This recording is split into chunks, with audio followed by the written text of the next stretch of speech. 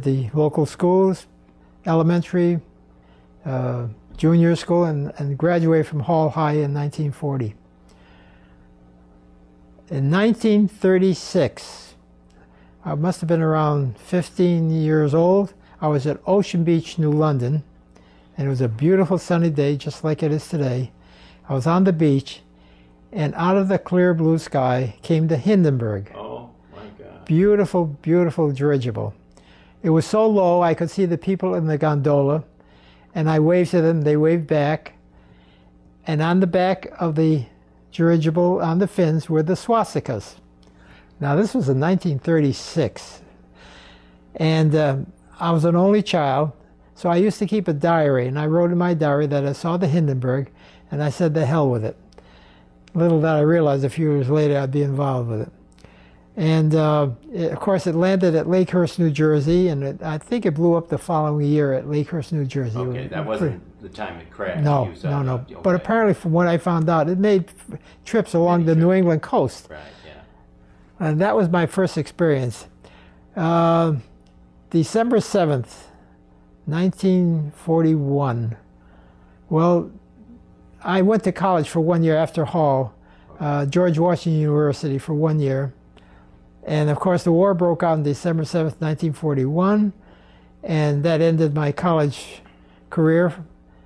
And I couldn't wait to get into the service to do something to stop Hitler.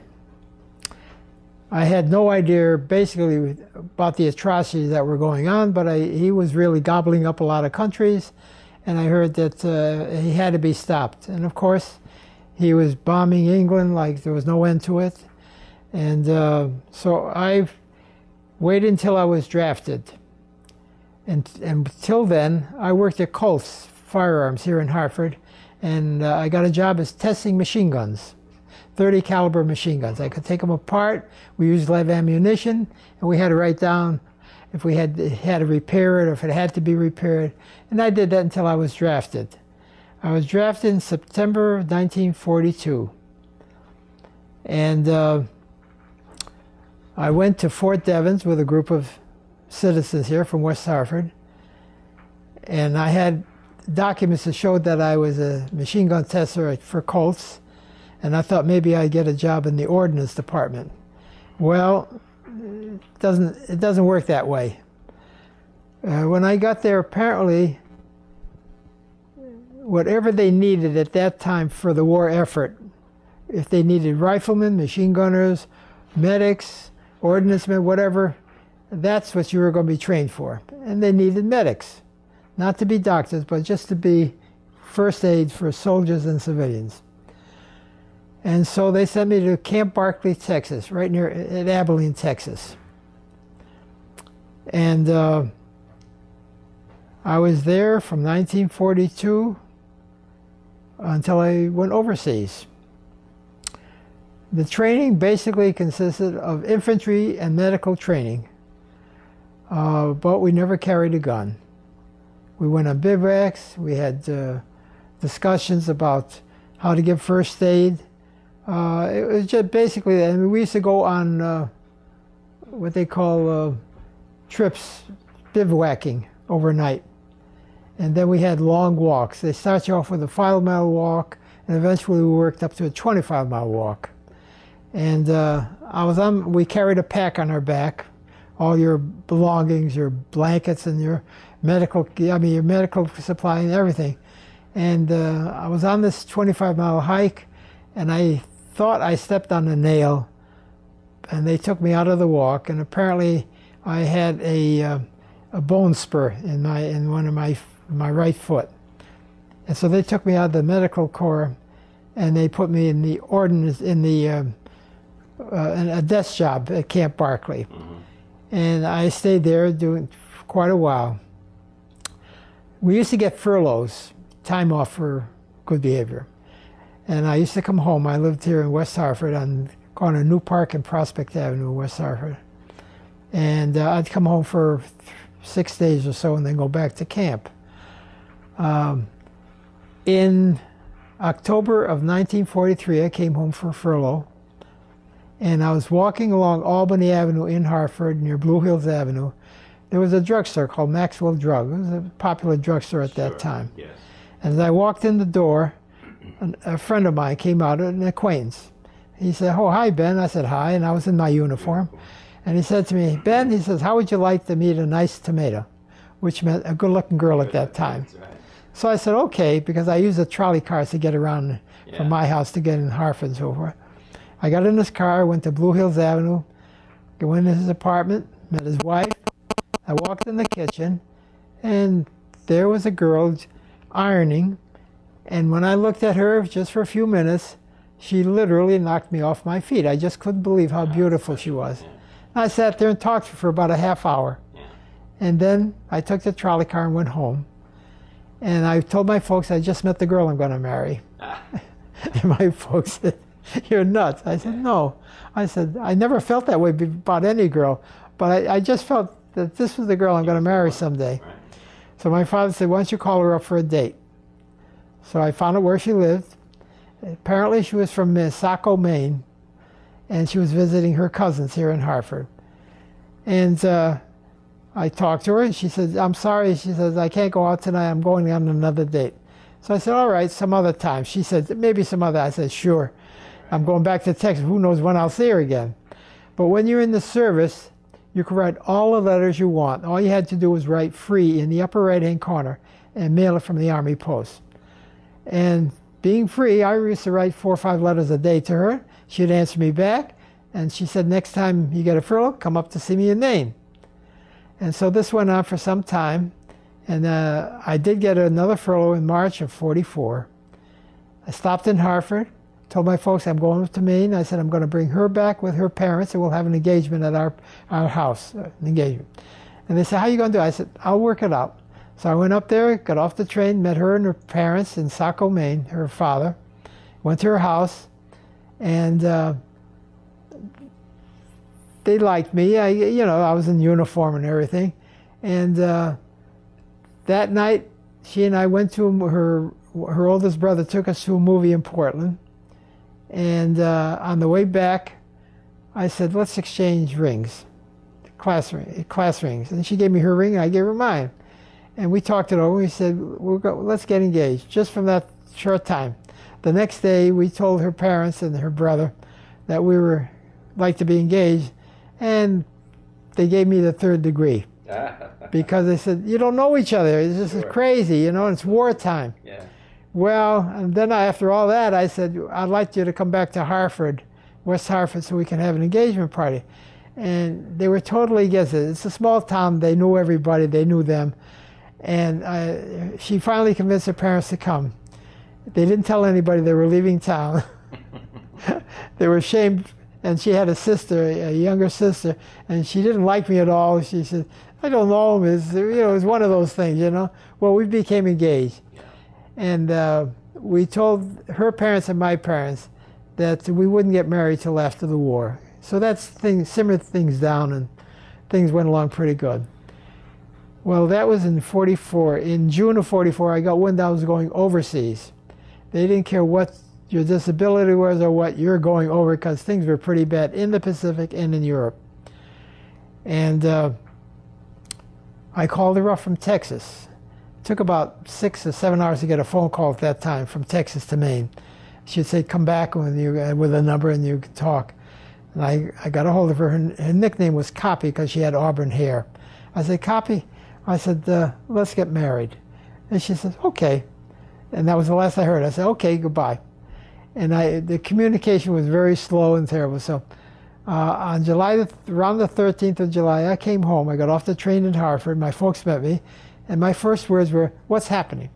And my parents said, "What do you mean what's happening? You're getting married tomorrow." So we took a train or a car, I can't remember which, and we went up to Saco, Maine. And there was a synagogue at Old Orchard Beach, Maine, right at the beach. And we got married at the synagogue. Wonderful. And we had a maybe 4-day honeymoon, and I went back to Texas. And then from then they sent us to Camp Reynolds, Pennsylvania. It was like a hush-hush camp. You couldn't talk. You couldn't call out or call in. They were getting us ready to go overseas. And finally, the team, in September 1st, 1944, we went to Norfolk, Virginia, and we boarded a Liberty ship.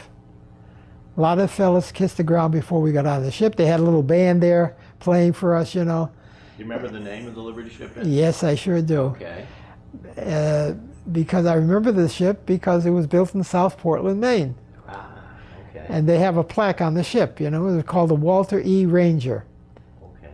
And I have a picture of that in my PowerPoint talk, okay?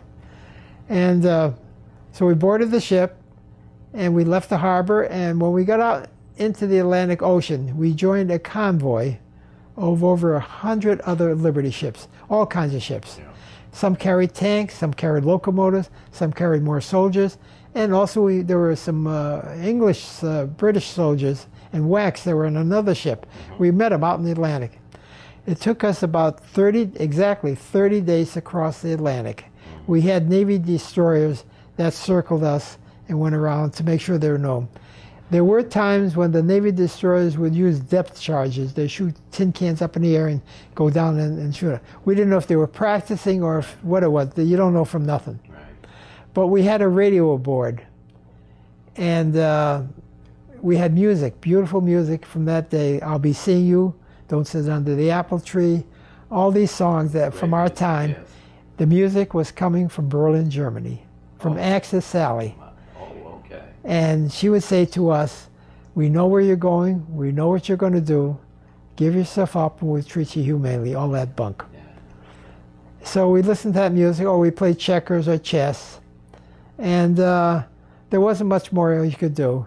At night, all the lights were out on the ship, everything, it was just an ocean of nothing there. If you looked out, there was nothing there. But it took us 30 days. Halfway across the Atlantic, something happened to the rudder on the ship. All the other ships disappeared, and we were sitting there in the ocean. But they left a Navy destroyer that circled us from a distance, kept going around and around. And finally, they got the rudder. After a day or so, they got it repaired. And we had no idea where we were going. They gave us quinine pills during the day with our meal, so we thought we were going to the Pacific, you know. But we went through the Straits of Gibraltar, into the Mediterranean Sea, and it was beautiful. There were dolphins there, and we ended up in Naples, Italy. Naples was already in the Allied hands. They were still fighting in Rome. Well, they took us off the ship, put us in trucks in Naples, and they took us to a town called Caserta, a few miles outside of Naples. This was a town that was set up with circus tents, immense tents that would hold, I think, about 200 soldiers under each tent. And this is where I found out that I wasn't going to be a medic in the hospital, but I was going to be in the infantry. They had 3 infantry divisions that were getting replacements. This is called a Repel Depot, by the way, a replacement depot. Yes. And whatever you were trained for, that's where you were going to be assigned to the infantry office to serve them as a replacement. The 36th Infantry, the 45th, and the 3rd Infantry Division. And when you enter the service, you're given 8 numbers to remember. When I first got my 8 numbers, I said, how in the hell am I going to remember them? Now I can't forget it. Yeah. 311-89420. You never forget it. And while we were there every day, we got 3 things we enjoyed. We had a standing formation. They gave us, after that, they called your number off. If your number was called, you were being assigned to one of the infantry divisions as a replacement.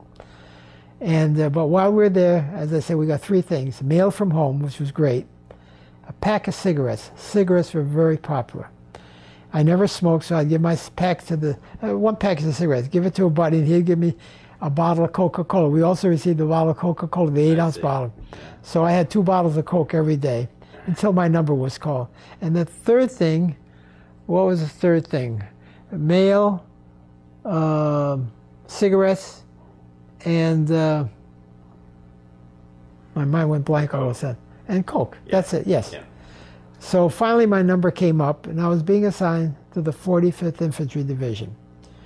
This outfit was made up primarily of Native Americans when it was formed back in the 1930s. It was a National Guard outfit from Oklahoma. The Native Americans were from Oklahoma, New Mexico, Arizona, and Colorado. And they invaded Sicily. They also trained at Camp Barkley, and they were originally from Oklahoma, and they invaded Sicily in 1943, and then they fought in Anzio, Salerno, and now they were fighting in the middle of France. They made the invasion of southern France, not northern, southern France, and they were fighting, and that's where I was going to join them. Now these are, you say Native Americans in a very polite way, but these are Indians. Indians. So they could be. Do you remember what tribes they were? No, I don't know. It was I think it was a mixture of all different tribes. But they were Native. They were Native Americans. Yes. Isn't that great? Yeah, they were. And that's the Thunderbirds. That was called the Thunderbird, the 45th. Yes, yeah, the Thunderbird Division. That's correct. But in 1930, they had a different emblem. It was a swastika. Oh. Because really? that's a Native American emblem. It is. In fact, it's an emblem they use all over the world. In India, they use it a lot. Yes. Okay, in India. But this was a Native American emblem. But when Hitler came into power in 1933, they had discarded it and used the Thunderbird instead. It's supposed to be an emblem for good luck. The eyes were supposed to be like lightning and give you rain and all, all that stuff. Great. So I was assigned to the 45th. And then from there, they put us on a Navy ship called the USS Thomas Jefferson. This was a big Navy ship. There were about a few thousand of us on that ship. And they took us to southern France, to Marseille. When we got to Marseille, the harbor was bombed out, so we were a little distance from the shore. We climbed over the side, down the rope, into what they call duck boats, metal boats. And we took us ashore. But we had duffel bags. The duffel bag was issued to me before I went overseas, and we carried all our belongings in it. And they took the duffel bags. On the duffel bag, it all had your name, your serial number, and that was it. That was your identification. They took thousands of these from the ship. They dumped them onto the shore, and we had to go pick our own duffel bag.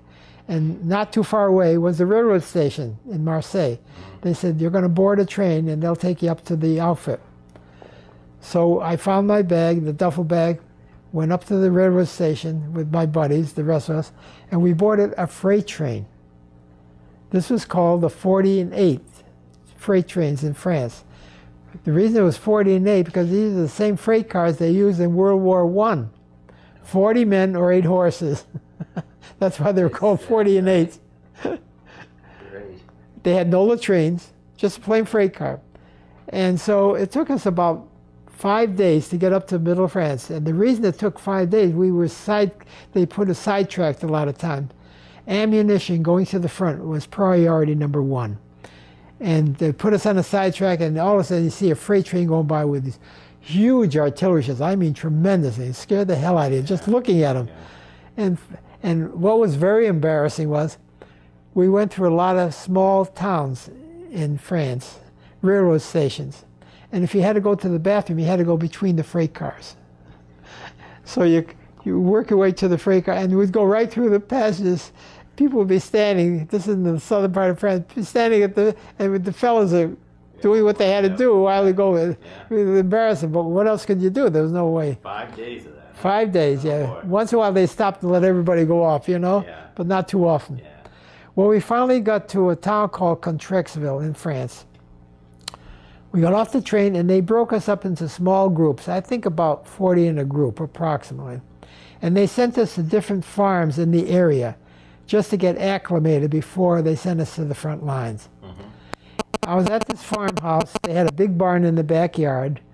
And for supper, I remember once we had rabbit, which I didn't particularly care for. I couldn't think of eating a rabbit, but that's what they did. But at night, we had movies in the barn.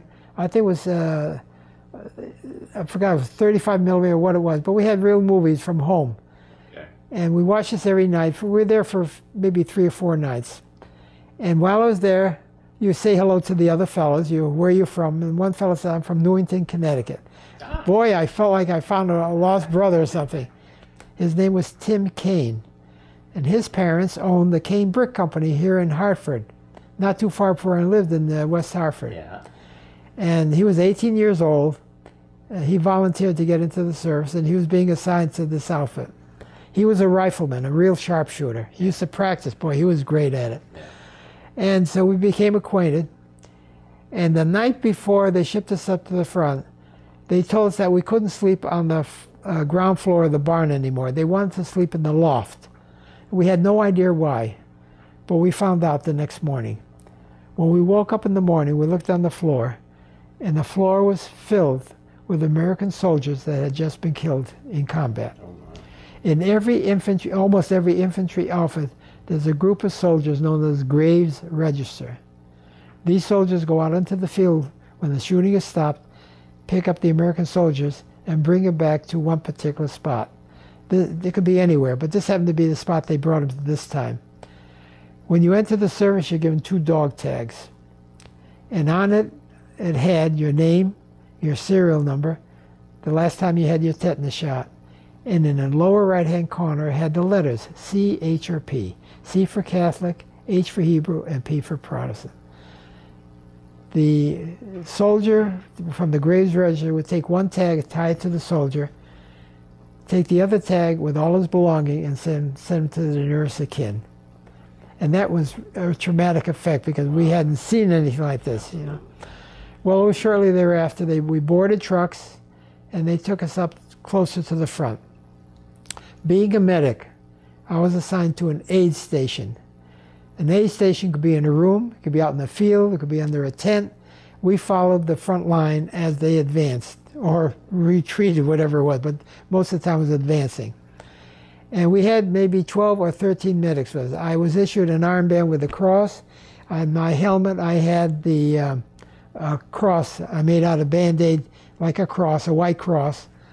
And I was issued a canvas medical bag, which had all my belongings, just a plain canvas bag. And I was issued that. And I was at the aid station. There were about 13 of us in the aid station.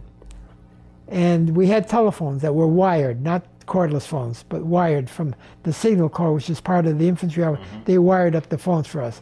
And these phones would go to the front lines we had different companies fighting in the front. A company, B company, C company, Able company, Baker company, Charlie company. And once the shooting started, the phones would ring off the wall because there was somebody wounded and they needed medics to come up there. We had a Jeep, and we had a litter bearer, and we'd hop in a Jeep, maybe 3 or 4 of us, we'd hop in a Jeep, sometimes 2 of us, depending on how many there were of us available. And the fellow knew exactly which company to go to. And when we got there, the shooting is still going on. They're firing back and forth. And there'll be an officer or someone say, yes, he's lying over there or over there. And you just walk, like you forget what's going on. You walk out there, so right in the action, and you try to give first aid to the soldier. He'd be lying or sitting up, whatever. And if it was very bad, if it was really severely bad, we'd bring him back to the Jeep, take him to the aid station, and then he'd be evaluated. If it was really bad, he'd sent behind the lines to a hospital way behind the lines. Right. We had an ambulance that would come out and pick him up. If he wasn't, he'd be patched up, and back to the front he'd go again. So I did this for a few days, until one day I got a call that there was a wounded soldier there. I went out in the field, and I found it was one of my buddies that was on the ship with me. And he was a medic. He had his armband, and he was just lying there. I checked him over, and I looked over, and I found some blood behind his ear. And apparently, when an artillery shell explodes, 1 million pieces, very small pieces, a lot of times you can get just a sliver, or shrapnel it's called, right. But apparently it hit him there, and it killed him. And I knew him, and I felt it was a traumatic effect for me. So anyway, and then another time, a few instances I remember, a lot of things I can't remember, but I remember once we went out to pick up a soldier, and he said, yes, he's out in the woods there, you'll see him near a fence. So we went into this woods, there was no one around, and we came to the fence, and sure enough, he was lying there. So my buddy and I picked him up, and we took him on the shoulder, and we started to walk away. And all of a sudden we heard a voice say, where in the hell are you going? We looked around, we didn't see anybody. but we spotted a camouflage tank, one of our tanks. It was camouflaged. There was a soldier sitting on top. And he said, "Where are you going?" I said, "We're going back to the aid station." He said, "No, you're not." He says, "You're heading for the enemy line." There's no sign saying this way to the aid station. We had to use our own intuition. And so thank God we found the way back to the Jeep and got back to the aid station. It was a short time after that, they took me out of the aid station. They put me in the front line. Charlie was called Charlie Company, C Company. And I was the medic with the platoon of about 35, 40 men. I was their medic. And I stayed with them from that time on until the end of the war. A lot of my buddies were Native Americans. And I noticed they didn't wear their helmets. And they told me they didn't like the helmet. They just felt very uncomfortable with it. They just liked the cap, the hats they wore, you know. And the captain, they said, they talked to the captain said, "The hell with it, so don't wear it, that's all, you know." So that's the way they were, but they were wonderful people. In Italy, they were known as the wind talkers because the Germans couldn't understand their language when they talked on the phone. Well, they made a film out of it. Yes, in the Pacific, I think there were a big film about the wind talkers, yes. Yeah. Code breakers too, you know, I mean, they were great at that. So anyway, I stayed with Charlie Company, and in France, as we progressed through France, we headed toward northern part of France, toward Alsace-Lorraine. We liberated towns. In Germany, we captured towns. Big difference. Very rarely did the German people come out to say hello to us. In France, they were happy to see us. So you got along well with the... Oh yeah, I got along. They were great. They were great fellows. Yeah. They were my buddies, really. Yeah. And they used to watch out for me because I never carried a gun. And there were always snipers around. You never knew where it would come from. And they would watch me they'd watch out for me like a hawk, you know. Isn't that good? Yeah, they were great. As I say, in Alsace-Lorraine, when we hit the northern part of France, we used the mountains to advance. The roads were mined a lot, so we had donkeys that would carry the ammunition to go through in France. There was a town called Wingen, W-I-N-G-E-N, in Alsace-Lorraine, and we either captured. They spoke a lot of German there. It was on the border, like, you know, and we captured the town or liberated the town, whichever that part of, whatever you want to call it. And that night, all the medics, we were outside of the town, maybe less than a quarter of a mile, in a big barn. We slept. And early in the morning, a rifleman came running in. He says, "You better get the hell out of here." He says, the Germans recaptured the town, and they captured part of our outfit, my outfit, the company that I was with. So we went along this road, and we joined the rest of our outfit that wasn't captured, and the fighting went on for maybe a day or two. We had more reinforcements come in. We recaptured the town, and we freed our soldiers that were captured, our buddies that were captured in the town. There were a few casualties. I can't remember how many there were, but the town was recaptured. It was called Wingen, W-I-N-G-E-N. And one of the things we had to watch out for, especially in the wintertime, was trench foot.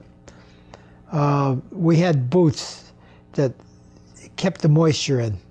And they told us at night to take our socks off just to dry them out, if you could, you know. There weren't places you could do it, but you try to do it, because if your feet get infected, you get gangrene. It can turn into gangrene, and you have to foot amputated for, you know. Trench foot was really bad. But that was just one of the things. You'll forgive me, sometimes my mind goes blank. I don't know where I am, you know what I mean? Take your time, Ben. That was Wingen. We fought our way through Germany, and we came to a big city called Nuremberg. Nuremberg was very large. It was like a metropolitan city. It had been bombed a lot, and there were 3 infantry outfits that were fighting to capture it. Our outfit, the 45th, the 36th, and the 3rd. We're all trying to capture that. We finally did capture it, and I was, my platoon was about 40 men. We were about 5 miles inside Germany in the east of Nuremberg. There was a small bridge that we were guarding. They had a lot of canals in Germany. This was called the Ludwig Canal. And there was a small bridge that ran over it. And they sent us there to guard the bridge because the Nazis could escape from Nuremberg, come down this road to get further back into Germany. This was just one avenue for them. And so we were all set up. We used to carry shovels with us, and we dug foxholes just so you can feel a little safer below the ground. Not much protection, but it gave you some. We got all set up, and that night I was with the machine gunner. We were facing Nuremberg, and I had my medical kit, and I put it down next to me, and it was very comfortable. Everything was quiet, but around midnight, all hell broke loose. Apparently some Nazis escaped from Nuremberg, and they were coming down the road, and they came across us. So the shooting went back and forth, and it was pitch black, and it went on for some time, and then all of a sudden, everything got quiet. And the sergeant in my group came up to me. Hey, in my outfit, they called me Doc. In a lot of infantry outfits, they call them medics. Right. But the Native Americans like the word Doc, so they call me Doc, although I was no way like a doctor. But that's what they liked. Yeah, it was that. So the sergeant came up to me, hey, Doc, he says, I want you to go back into town, tell them we need some more support. And also, we had mortars coming in. Mortars are what they shoot, you know, from a distance. And some of our mortars were coming in toward us instead of going out to the woods where the Germans could be. So he said, just give me the information. I said, how do I get there? He said, well, you cross over the bridge and take a left. But he says, you got to know the password that night. Because during the war, the Nazis used to capture Americans and put their uniform on and infiltrate our lines. The password that night was Arrowhead, 2 words. Mm-hmm. He said, just remember that. So I crossed over the bridge and I walked down this road, pitch black, very quiet. And I kept walking, and I said the Lord's Prayer, the 23rd Psalm, to myself as I walked through the valley shadow, that's something like that. And you're alone, right? And I'm alone. I was there alone. And all of a sudden, I heard the word halt. And then I heard the word arrow, and I said head. He said, keep your hands up. I had my armband on my shirt. I had my helmet with the red cross on it. But no, he said, I didn't have my medical, but he says, keep your hands up. So I did. And he marched me into town with my hands up. I went into headquarters. I saw the captain there. His name was Captain White, I found out later. And he said, what's going on? I said, I gave him the message from the sergeant. And within a couple hours, I went back with an American tank, a Sherman tank, and more troops. We went back to the bridge, and by that time, it was starting to get daylight.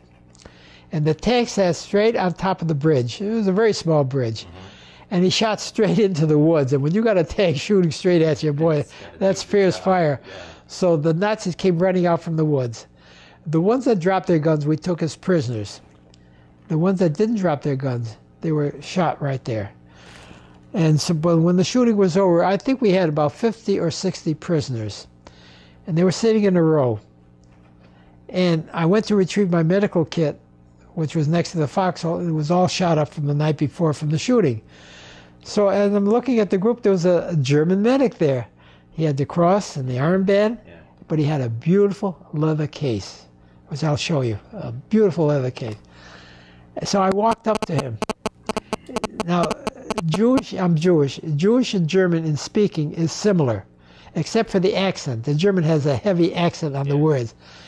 And I use my Jewish to make it sound like German, but I always try to make it sound more German, because if I was ever captured, I'd make him think I knew German, you know? Sure. So I said to him, as he's sitting there, I said, Ich muss haben das, which means I need that, the medical kit. He said, nein, nein, which means no. And I said, yeah, yeah.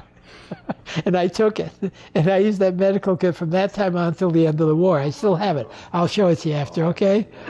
So it had everything German written. It had a lot of medical supplies in there, more than what I had, okay? Ours was just a plain canvas bag that flipped over, you know? And that was one time. Well, there were a few incidents that I really my mind goes blank. I treated civilians in France and Germany because when the shooting was over, people would come out to you and say, they noticed I was a medic, come with me, or in French or whatever, to help them because someone was wounded. If I had time, I would do it, you know, and I'd bandage up. And as well as a lot of times soldiers got just small fragments and I'd pull out the shred. You know, it was very simple, as long as it wasn't serious. Sure. And so that's what I did basically. Well, on April the 28th of 1945, but before that, I knew I left something out which is very important. In February of 1945, even before that, there was the Battle of the Bulge in December, in January. They were fighting above us, and that's where Hitler made the Battle of the Bulge. That was in Patton's Third Army. We were with the 7th Army, which was just below Patton, in the center. And we didn't know what was going on. We had no idea, but we do know we had to pull back from Germany, and we didn't know why that was. But the reason it was because of the Battle of the Bulge. If they had succeeded in the battle, they could have cut us off, the whole division, and we could have been kept. The whole division could have been captured. So that's why we were pulled back. That was the Battle of the Bulge. But in February of 1945. They took a group of us off from the front lines. They had other soldiers come and take our place, put us in trucks, and they took us back to France for a 3-day rest, 3 or 4 day rest, whatever it was. We stopped in a small town in Alsace called Luneville. Nice little town. I got off the truck, walked around, and I found a synagogue. The building was still standing, but the inside was gutted out, completely gutted. And as I was standing, a Frenchman came up to me with 3 little girls. I carried a camera that I brought from home with me, and now and then I would take pictures or have somebody take a picture. And the Frenchman came up with the 3 little girls, and he spoke French to me, and I took French at Hall High in West Hartford for 1 year. And he spoke, and I asked him, I say, "Parlez lentement, s'il vous plaît," speak slowly if you will, but he just rambled on. And I understood him to say those 3 girls were his daughters. The ages were 6, 8, and 10. That's how young they were. And I asked him to take a picture with my camera of the 3 girls in front of the synagogue, which he did. All the pictures I took during the war were not developed till after the war. When the war ended May 8th in Munich, we were in Munich.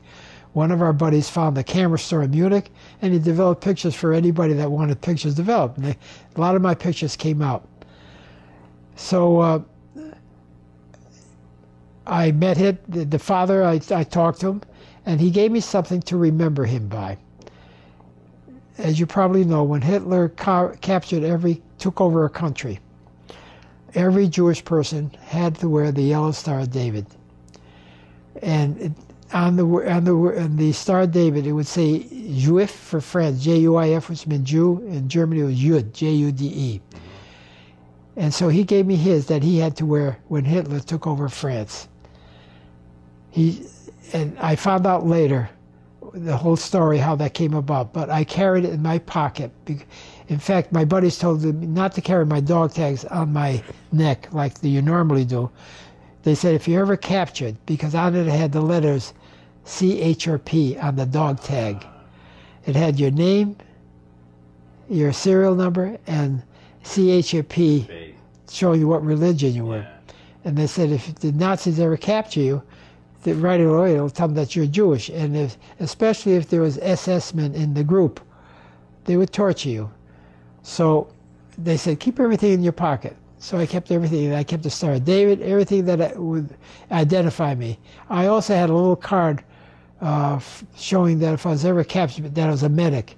And I would show that to the enemy, and they're supposed to treat you human. But I even carry that in my pocket. They didn't pay any. The Germans never paid any attention to that anyway. So, as I say, I carried everything in my pocket. And to make a long story short, when I came home, I tried to get in touch with the 3 little girls. I sent the picture to the town of Luneville. I had no response. But a few years ago, I spoke in Simsbury High. And the teacher, one of the teachers, took it upon herself to send a picture of me with the 3 little girls to the town of Luneville. To make a long story short, I call one of the girls now every month. Her name is Arlette.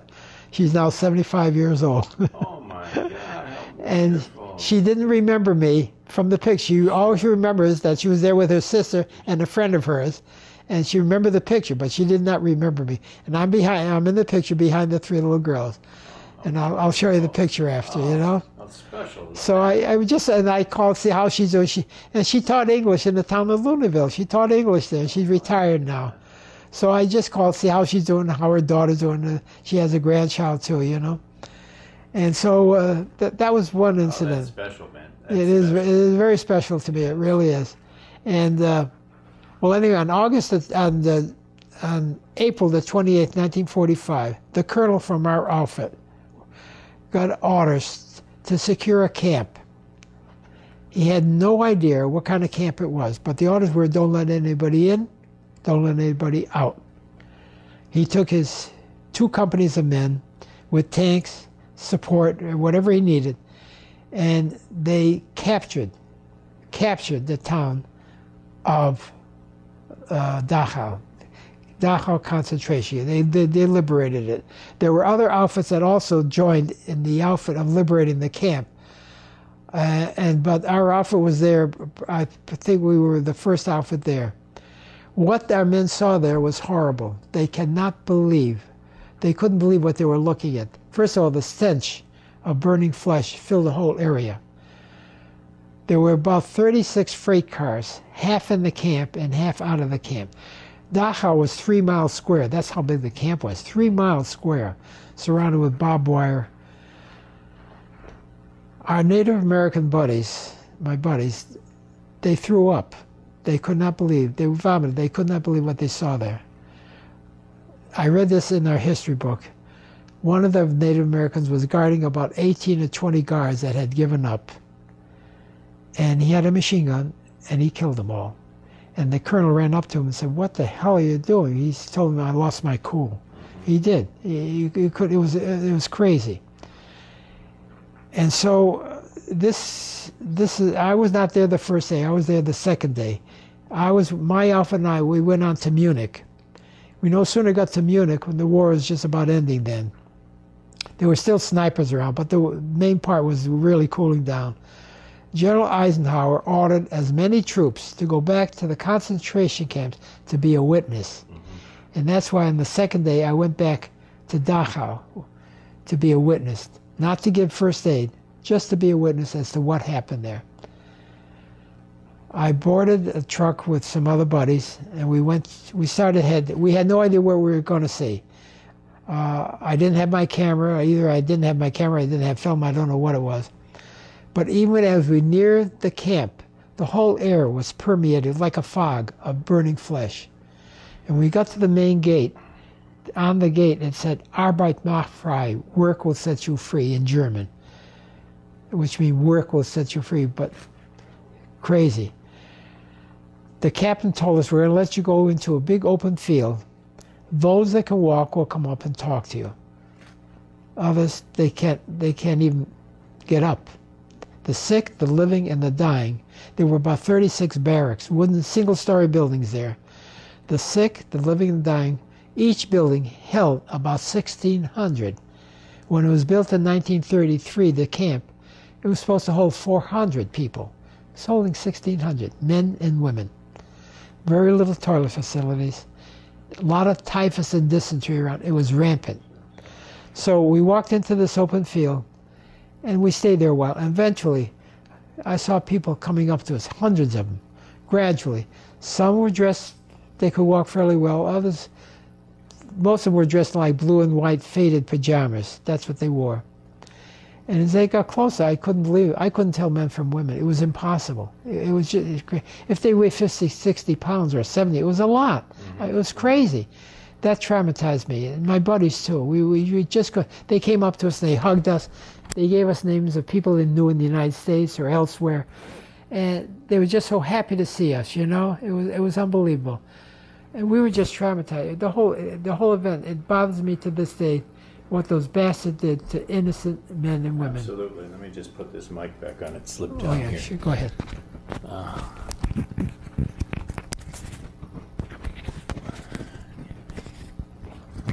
There you go. Got it.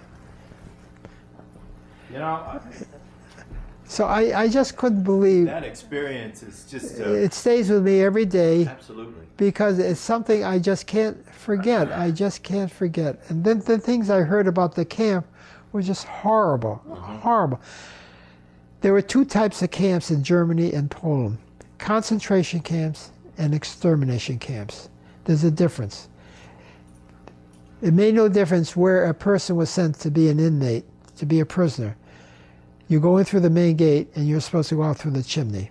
That was this for both camps. But the concentration camps, they used them for slave labor.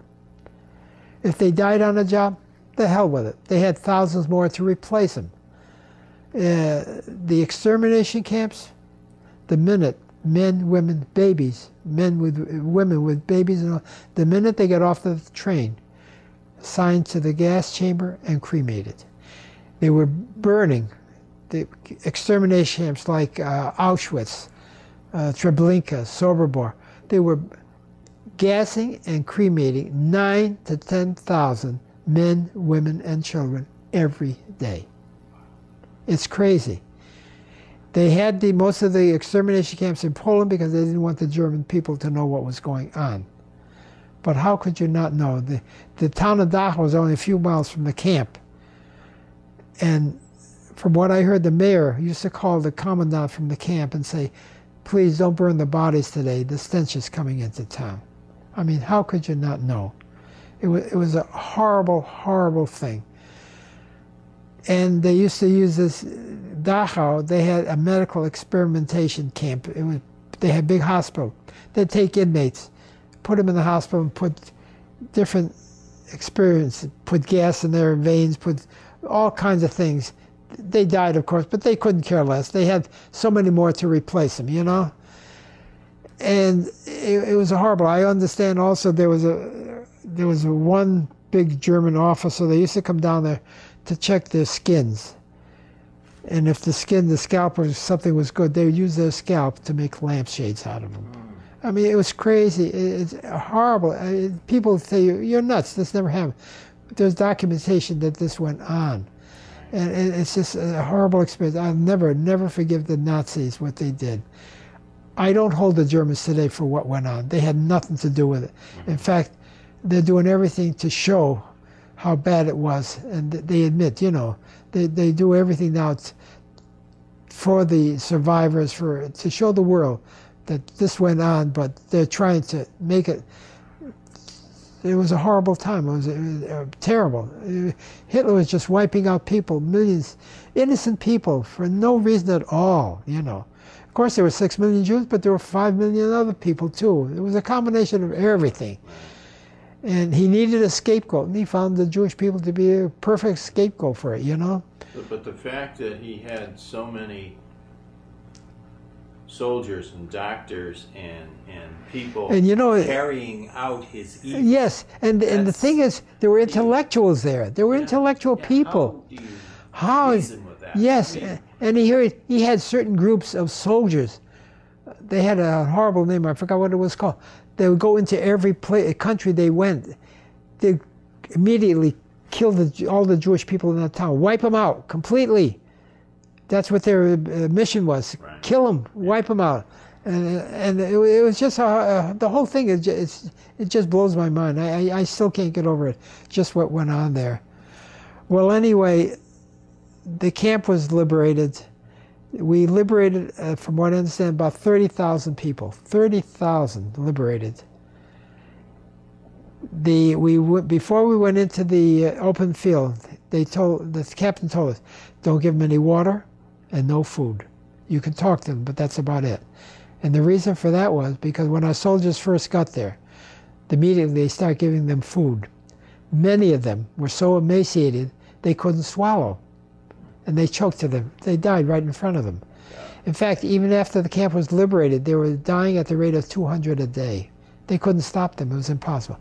Now, medical supplies came from everywhere to Dachau, and it took months before they could get it under control. But it was a horrible, horrible place. And so anyway, I went back to Munich after being there for a few hours. And the they were getting us ready to go to the Pacific War, because the war was still going on in the Pacific. I was there from May, June, July, and almost August. Stayed in Germany. I stayed with a private family in a town called Freising, outside of Munich. I knew the family very well, and they had a boy and a girl. The name was Schindler, no related to Schindler's List, I found out. And I asked them one day what they thought of Hitler. And they told me they hated him. And I was so happy to hear that. And I said, why did you hate him? And you know what the answer was? Because he lost the war.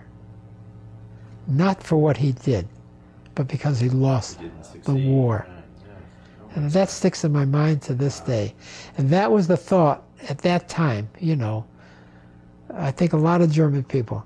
Now, I didn't have my camera at this instant, but I wish I had, but I didn't. We watched thousands of German prisoners being marched through the streets of Munich. They were going from one camp to another. And among them was Goering, Hermann Goering. Oh, really? Yeah. There he was, with his uniform, but all his medals were gone. And a big husky fellow. Yes, he is, yeah. And the German people recognized him right off the bat. Yeah. And they ran up to him and tried to give him liquor or something with food or like that. And the soldiers that were guarding, not just him, but all the soldiers, smashed it on the ground, you know? Oh, yeah, yeah. But the people, They supported they supported. Oh, yeah. you could see that, you know. Oh, my. It was unbelievable, really. And we just stood there and watched him go by, you know. It just shows you the mentality at that time. Now the swastika, they had banners hanging out all the big buildings over there, the government building, big large building. There's a government building in Munich on a street called Prinz of the Gartenstrasse, right on a big large building, government building. When we got there, you could go in the building and it was a government, you take anything you wanted. Everything was, just take, no one was questioned it, okay? So I went into the building and I found two books, one about Hitler and one about the German army. They were called cigarette books. I'll show them to you after, okay? Sure. The photography is unbelievable. It's so sharp to this day.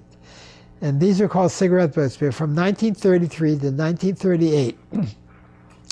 If you bought cigarettes in Germany, there was this picture, colored picture or a black and white picture, and in the back of the picture had a writing tell you about the picture, and you put it into this album. That's why they're called cigarette books. Interesting. And I wanted to bring it home to show the people back home just what went on in Germany. Now, the banners they had there, they had several of them hanging out the building. They were about 12 feet long and about 4 feet wide. And I said to one of my buddies, Native Americans, I said, you know what, I want to get one of those and bring them home. So we went up on the third floor, and they had big hooks holding them from the window. We unhooked it, I rolled it up, and I put it in my duffel bag. I got my duffel bag. While I was with the front line, I never had my duffel bag. But when the war ended, they gave us back our duffel bags. And I put the flag in there with the books, and I brought that home. And also, I found this German weapon. This weapon in that building. Are you running out of time?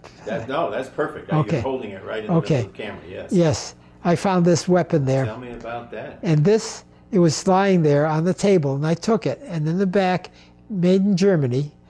And I showed it to my captain. And he said, this is what the officers used in the concentration camps. They used to walk around like this, something like that. And you wouldn't see the other end. Just a couple swings from that could kill somebody. You know, unbelievable. That is. Oh, that's frightening. Isn't that something?